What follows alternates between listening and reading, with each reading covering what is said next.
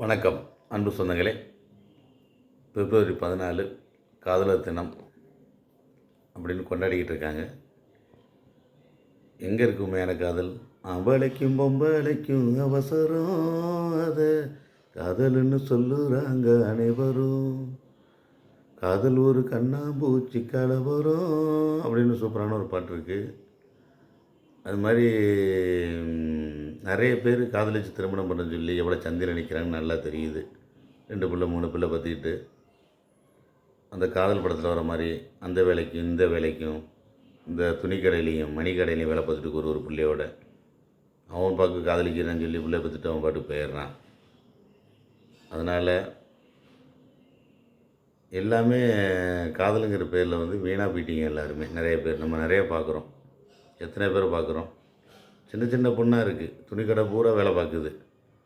சரி, கல்யாணம் ஆகாத பொண்ணு பார்த்தீங்கன்னா சாயங்காலம் 2 குட்டி பாப்பா வச்சுக்கிட்டு இருக்கு.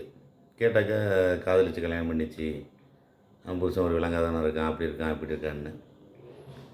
அதாவது இந்த சூரிய வம்சம் படத்தில் தான் இப்போ பார்க்க முடியும் காதலிச்சு நல்லா டெவலப் ஆகி பெரிய ஆளாக இருக்கிறது. ரொம்ப அதிகபட்சம் காதலிச்சு திருமணம் பண்ணவங்க ரொம்ப சங்கடத்தில் தான் இருக்காங்க. ஆகவே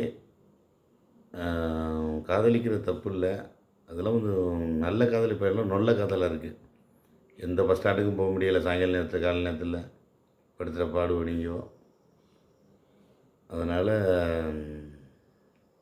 காதல்னு வீணாக போயிடாதீங்க. நன்றி.